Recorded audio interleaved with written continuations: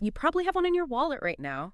Or, maybe it's just crumpled up in the bottom of a backpack somewhere. Right. You hand it over for a couple of coffees, or you pull it out of an ATM, and you really don't give it a second glance.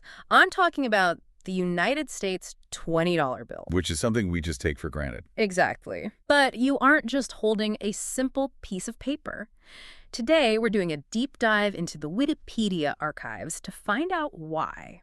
Because, looking through the source material on this, our mission today is to take this totally mundane piece of currency and uncover a story of, well, profound historical irony. Oh, definitely. And secret anti-counterfeiting tech hidden right in plain sight.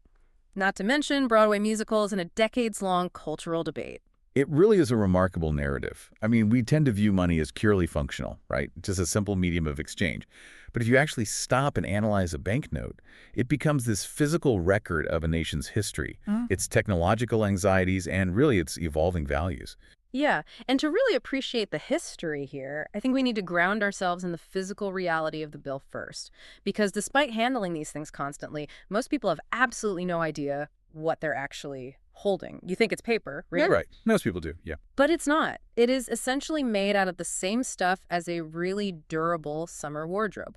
The $20 bill is a blend of 75% cotton and 25% linen. Which is exactly why it survives going through the washing machine when you forget to empty your pockets. Oh, I've done that so many times. We all have. Yeah. If the Treasury used traditional wood pulp paper, like, the kind in a notebook or a newspaper, the bill would disintegrate from sweat and friction and moisture in a matter of weeks. Wow. Yeah, that specific cotton-linen textile blend gives it a distinct tactile feel. It has this snap that bank tellers and merchants can actually feel. It's really the very first line of defense against a counterfeiter trying to print money on standard printer paper. Right, so it's fabric, essentially. Which makes me wonder about the actual logistics of its circulation. I've always been curious, how long does one of these fabric rectangles actually survive in the wild before it literally just falls apart? Because they are changing hands constantly, getting shoved into dip jars, folded up, crumpled. It's actually longer than you might think. According to Federal Reserve data, this is from December 2018, the average lifespan of a $20 note in circulation is 7.8 years. Wait, almost 8 years? Yeah, it endures nearly 8 years of being passed around before it becomes too worn out. And at that point, the Federal Reserve pulls it from circulation and shreds it. That is wild. And here's a fun tactile detail for you from the sources. When the Federal Reserve banks bundle and deliver brand new $20 notes to commercial banks, they don't just use generic rubber bands. They come wrapped in very specific violet straps. Violet strap. Yeah, it's part of a standardized color coding system. It helps bank tellers instantly identify the denomination of a stack of cash just by looking at it. Violet straps. I love that detail. Okay, so we know the physical bill is tough. It lives for nearly 8 years out there in the world. But while the physical makeup of the 20 is fascinating, the face printed on it introduces a completely different kind of story. And honestly, it's a deeply ironic one. You're referring to Andrew Jackson, of course, the 7th president of the United States whose face has been plastered on the front of the note since 1928. Okay, let's unpack this, because the historical irony here is massive. Putting Andrew Jackson on the $20 bill is like putting a famous militant vegetarian on the logo of a steakhouse. That is a great way to put it. It makes absolutely no sense if you look at his actual political career. Why would Jackson have absolutely hated this honor? What's fascinating here is that Jackson was fundamentally and vehemently opposed to the very concept of paper money. He hated paper money. Oh, completely. He was a champion of hard money, meaning physical gold and silver coins. He deeply distrusted central banking, and he specifically despised the second bank of the United States, which was the closest thing the country had to a central bank at the time. So the guy whose face is literally synonymous with paper money spent his presidency trying to destroy the institution that managed paper money. Exactly. It was a defining conflict of his administration, known to historians as the Bank War. So, Nicholas Biddle, the president of the Second Bank of the United States, actually defied Jackson and requested the renewal of the bank's charter early. Oh, wow. Right during an election year, too. Jackson took this as a direct, personal challenge. He made it the primary goal of his administration to destroy the national bank. He vetoed the charter renewal, and he began pulling all federal funds out of the national bank and redistributing them to various state banks. But wait, how does closing a central bank cause a massive economic crisis? Because those feel like two different things. If the money just moved to state banks, why does it matter? Think of the central bank as the adult in the room, keeping the smaller state banks in check. When Jackson killed the second bank, he removed that central regulatory force. Oh, okay. Suddenly, these state banks, which were often called pet banks, started printing their own paper money like crazy. And they were handing out highly speculative loans to anyone who wanted to buy land out west. So just flooding the market. Exactly. It felt like free money, which directly fueled a massive real estate bubble in the mid-1830s. But then, Jackson issued something called the Specie Circular. The Specie Circular, what is that? It was an order that required government land to be bought with hard gold or silver, not this newly printed paper money. Oh, I see. So he essentially popped his own bubble. He really did. He let them print the paper money, but then refused to accept it when it came time to actually pay the government. Precisely. The sudden demand for gold and silver caused a massive credit contraction. People realized the paper money was backed by nothing, the banks collapsed, and the whole system just snapped.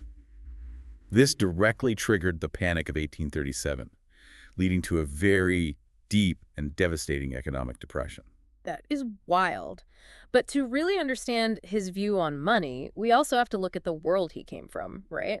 He wasn't operating in a modern financial system with digital transfers in international markets. Not at all.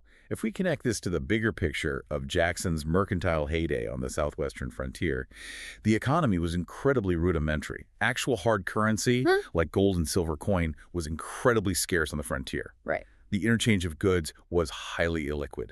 People relied heavily on barter for commercial transactions because there simply wasn't enough coin to go around. There was no common coin, which, according to the sources, led to some incredibly dark economic practices just to keep trade moving. Yes, the source material points out a chilling reality of that era. Lacking a common, reliable currency, land speculators, merchants, and self-made lawyers dealt in enslaved people. Wow. The text notes that they used enslaved people almost as currency. In Jackson's world, enslaved individuals were embodied wealth. The historical record shows they were considered the chief security, the most saleable, and the major part of all agricultural property. It is a stark reminder of the brutal realities underpinning the early American economy. Wealth wasn't just gold. It was human life treated as capital and collateral, which makes his presence on a modern bill even more complex. So I have to push back here. Sure. If he caused a depression by destroying the central bank, hated paper money entirely, and came from an era with such a vastly different barter and slave-based economic model, how on earth did he get on the bill in the first place? Did someone at the Treasury just have a twisted sense of humor? That is the enduring mystery. And his presence on the note was controversial right from the start. Prior to 1928, currency notes were actually physically larger. Yeah.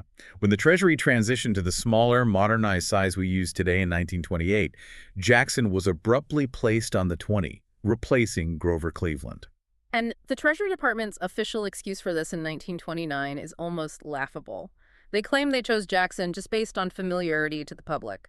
The New York Times ran an article where the Treasury stoutly maintained that the men chosen for these new small notes were placed there purely because their faces were most familiar to the majority of people. Right. They were incredibly defensive about it, completely denying any political motivation. Here's where it gets really interesting. You're absolutely right to be skeptical. While 1928 did technically coincide with the 100th anniversary of Jackson's election as president, there is zero surviving evidence in government archives that this was a factor. Nothing at all. None. Even more telling, recent inquiries to the U.S. Treasury confirm that their records do not reveal any actual documented reason why these particular statesmen were chosen over others of equal importance. It remains an arbitrary bureaucratic decision that is just completely lost to history. That is amazing. They just put him on there and basically said, hey, he's famous, don't ask questions. But while the face on the bill might have been an arbitrary choice, the actual design of the bill is anything but. The physical notes we carry are basically a historical record of what the government was terrified of at any given moment. Let's look at the 1940s, for example, when they were terrified of literal invasion. Yes, the physical design is a living document of security anxieties. In 1942, right in the thick of World War II, the government issued a highly specific emergency series of notes. The Hawaii notes. Correct. They featured brown serial numbers instead of the usual green. Okay. And the word Hawaii was overprinted prominently on both the front and the back in large block letters. These were designed specifically to circulate on the Hawaiian Islands. The strategy was that, in the event of a Japanese invasion and occupation of Hawaii, the U.S. government could instantly declare all notes with the Hawaii overprint to be completely worthless. Wow. This would prevent the invading forces from seizing millions of dollars in U.S. currency to fund their war effort. Hold on, how does that actually work in practice? If I'm a shopkeeper or just a regular citizen in Honolulu in 1942, do I just wake up one morning, read the newspaper, and realize my cash register is suddenly full of worthless paper? How do you isolate a currency geographically like that? It was a massive logistical undertaking enforced by the military governor of Hawaii at the time. Citizens and businesses were ordered to physically turn in all their regular mainland U.S. currency. Just hand it over. Exactly. They were given these newly printed Hawaii overprint notes in exchange. Ordinary paper money was essentially outlawed on the islands. It highlights how fragile the concept of fiat currency can be during wartime. The value of the money only existed because the military command said it did, and they built a geographic self-destruct mechanism right into the ink. That is fascinating. The logistics alone are mind-boggling. But as we move past the war, the changes to the bill become much more subtle. Sometimes they just reflect the literal passage of time, like the update in 1948. Yes. In 1948, the rendering of the White House on the reverse of the note was updated. The initial engraving was done decades earlier. The 1948 update was done partly to reflect real-world architectural renovations, specifically the addition of the Truman balcony. Right. But more interestingly, the trees on the White House lawn were actually re-engraved to look larger, simply because the real trees had grown over the intervening years. That is such a charming detail. The engraving literally aged along with the real landscaping, but then the design shifts from landscaping to fundamental economics. In 1963, the $20 bill underwent a massive philosophical change. Correct. Two major changes happened that year. First, the motto, "In God We Trust," was added above the White House, but the second change is the crucial economic one. Okay. The explicit promise printed on the bill to pay to the bearer on demand in lawful money, which at that point meant silver, was completely removed from the front of the note. The legal tender designation was shortened to just state that the note is legal tender for all debts, public and private. Wait, so before 1963, my $20 bill was essentially a coat check ticket. I could theoretically walk into a bank, hand them this piece of paper, and demand actual physical silver sitting in a vault somewhere. You could? And one day, the government just decided, well, it's not a coat check ticket anymore. Exactly. Before this, you were holding a silver certificate or a note backed by physical commodities. When they removed that clause, it marked the full transition into modern fiat money. The bill no longer represented a pile of silver in a vault. It had value purely because the United States government declared it had value and because everyone using it agreed to trust that declaration. Wow. And the source material notes that these two acts, taking the currency off the silver backing and authorizing the national motto, were coincidental, even if they happened in the exact same redesign. That is a massive conceptual leap for a society to make. But once we accept fiat money, the Treasury's main obsession clearly shifts to an arms race against counterfeiters. If the money is just paper backed by trust, you have to protect the paper. Precisely. And from the 1990s onward, the design evolution becomes heavily focused on thwarting consumer technology. In 1998, the note was completely redesigned for the first time since 1929. Right, I remember that. They use a much larger off-center portrait of Jackson and changed the White House view on the back from the south portico to the north portico. But the real story is the hidden tech. Which brings us to the 2003 redesign. They added background shading in faint green and peach, but they also added something called the EURion constellation. I had never heard of this until we dug into the sources. It is a brilliant piece of covert engineering. On the back of the modern 20, there are dozens of faint yellow 20s scattered in the background. But they aren't just decorative. They are arranged in a highly specific mathematical pattern known as the EURion constellation. But how does a pattern actually stop a counterfeiter? How does a machine know what it's looking at? So the software developers who build the firmware for modern color photocopiers, scanners, and image editing software like Photoshop actually program their machines to constantly scan for this specific spatial arrangement of dots. You're kidding. No, it's true. If the machine's optical sensors detect the EURion constellation, the firmware triggers an internal block. The photocopier will literally refuse to copy the image, often throwing an error king or just printing a blank page. It literally shuts down the copy machine. Yeah. That is incredible. And it's not just digital safeguards, right? There are physical ones too, like the security strip. Yes, if you hold a modern 20 up to a blacklight, there is a plastic strip embedded directly into the cotton linen paper that glows bright green. It also has the words USA 20 and a small flag microprinted on it. It's wild that we are all walking around with algorithm jamming patterns, color-shifting ink, and glowing plastic in our wallets, and we barely even notice it. So the Treasury's main obsession over the last few decades has clearly been this high-tech security arms race. But starting around 2015, they crashed headfirst into a totally different priority. Right. A public that wanted the bill to actually reflect modern American values, not just high-tech security. This represents a fundamental cultural shift.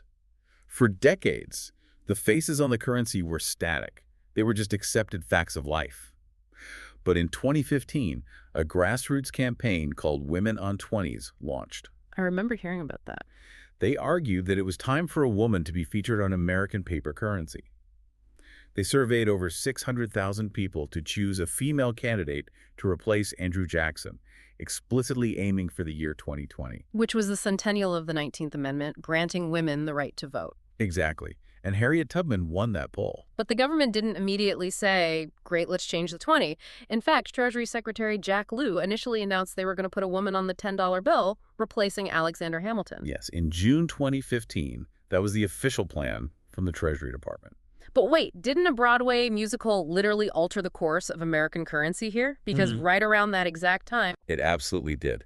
The sudden, massive, and totally unprecedented popularity of Lin-Manuel Miranda's musical Hamilton created a massive public outcry to keep Alexander Hamilton on the $10 note. that is so funny. The Treasury was caught off guard by the cultural phenomenon and ultimately reversed its decision.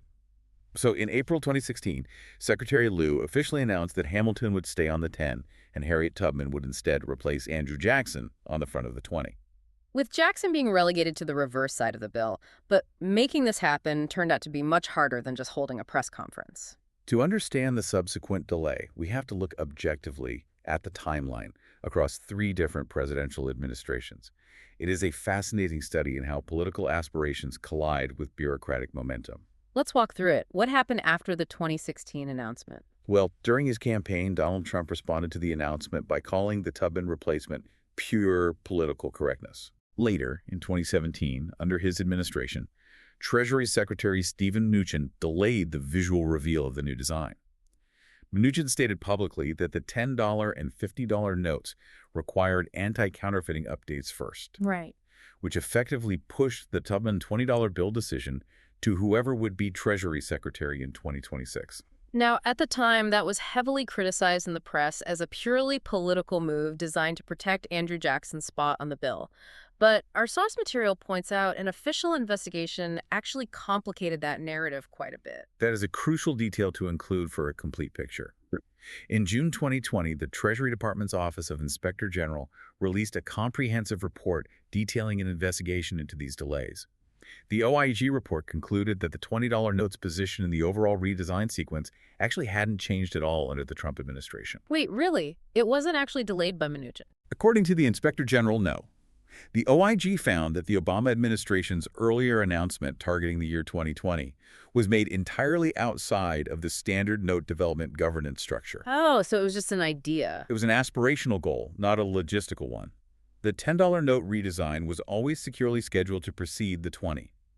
And the Bureau of Engraving and Printing never actually expected the newly designed 20 to be production ready until the year 2030, regardless of the political announcements made in 2016. So the 2020 date was essentially political theater, not operational reality, which brings us to the Biden administration. Did they speed it up? In January 2021, White House Press Secretary Jen Psaki claimed the new administration would explore ways to accelerate the Tubman redesign process. Okay. However, the reality of the bureaucratic and security machinery ultimately won out over political desire. An internal department message from Treasury Secretary Janet Yellen in 2022 had to reaffirm to staff that the debut date would remain 2030, exactly as originally planned by the structural timeline. So what does this all mean? We have a public deeply invested in seeing Harriet Tubman on the currency, multiple political figures across different administrations promising quick changes or reacting to public sentiment, and then the reality of the printing presses and security features just saying, no, this takes a decade and a half. If we connect this to the bigger picture, it reminds us that money is fundamentally about trust. The government has a strict dual mandate here. On one hand, it faces immense cultural pressure to ensure that the symbols on its currency reflect the evolving values, history, and demographics of its citizens. Sure. On the other hand, the primary overriding responsibility of the Treasury is the physical security of the global economy. Right, because you can't just slap a new portrait on a bill if it inadvertently makes it easier for a cartel to counterfeit it. The anti-counterfeiting measures, the wire marks, the EURion constellations, the glowing polymer strips, testing and implementing those technologies dictates the timeline far more than any political wish list. Exactly. The slow-churning machinery of government bureaucracy is often a feature, not a bug, when it comes to maintaining the unquestioned integrity of the currency. They cannot afford to rush a redesign and risk undermining global faith in the U.S. dollar. It is an incredible journey. I mean, we have gone from 75% cotton to the frontier economies of the 1830s where human beings were tragically used as capital. We've seen secret World War II geographic self-destruct mechanisms, the end of the silver standard, all the way to modern Broadway musicals dictating policy and the slow grinding wheels of Washington bureaucracy. It certainly changes how you look at the cash sitting in your wallet. It really does, because the next time you pull a 20 out of the ATM or hand it over for a quick cup of coffee, remember, you aren't just holding a piece of durable fabric. You are holding a piece of profound historical irony. You are holding a canvas of secret, algorithm-jamming, anti-counterfeiting tech. And you are holding the center of a decade-long cultural debate about who we are as a nation and whose faces deserve to represent our value. It is a remarkable, living artifact of our society. Before we wrap up today, I want to leave you with a final thought to mull over, building entirely on something we talked about earlier. Okay. Remember those 1942 Hawaii notes? The ones designed with brown serial numbers and massive overprints so the government could instantly render them worthless in a geographic emergency by simply issuing a decree. Right, the analog, logistical, self-destruct mechanism. So exactly. Think about that mechanism in the context of today. In our increasingly digital, cashless age, what would a modern emergency overprint look like? Oh, wow. If a government needed to instantly freeze or wipe out regional currency during a crisis today, they wouldn't need a printing press or a military governor collecting physical bills. They would just need an algorithm. How would they deploy it? And more importantly, what would that mean for the privacy, the autonomy, and the true security of the money we all think we own? Something to think about the next time you casually tap your card. Thanks for joining us on this deep dive.